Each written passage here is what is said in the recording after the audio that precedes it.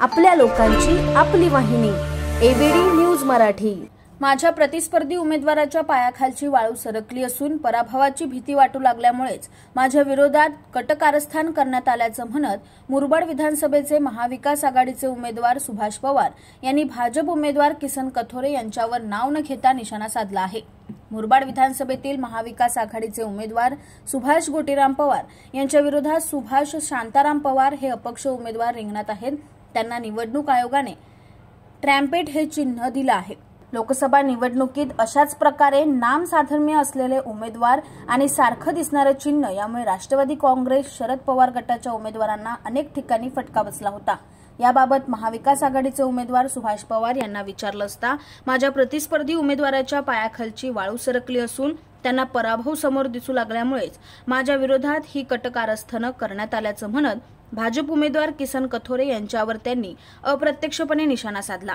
यापूर्वी सुद्धा मी जिल्हा परिषद निवडणुकीला उभा असताना माझ्या विरोधात नामसाधर्म्य असलेला उमेदवार उभा करण्यात आला होता, मात्र यामुळे काही फरक पडणार नाही अशी प्रतिक्रिया त्यांनी दिली आहे।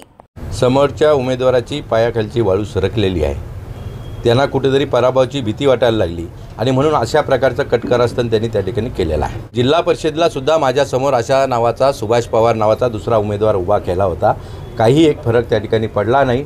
आता तर हे निशाणीचं आपण म्हटलात तर निशाणी तुतारी होती, आता तुतारीचं चिन्ह तुतारी हा शब्द वापरता येणार नाही, त्याला ट्रॅम्पेट हा शब्द त्या ठिकाणी दिलेला आहे, त्याच्यामुळे याचा काही एक फरक त्या ठिकाणी पडणार नाही।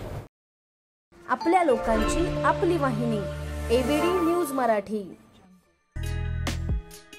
आपल्या एबीडी न्यूज मराठी या यूट्यूब चॅनलला सबस्क्राइब करा। तसेच तुमच्या आजूबाजूच्या परिसरात घडणाऱ्या घटना आमच्यापर्यंत पोहोचवण्यासाठी व जाहिरातीसाठी एबीडी न्यूज मराठीला संपर्क साधा। संपादक रेश्माताई दुधाने 9765529008 आणि 9370508280।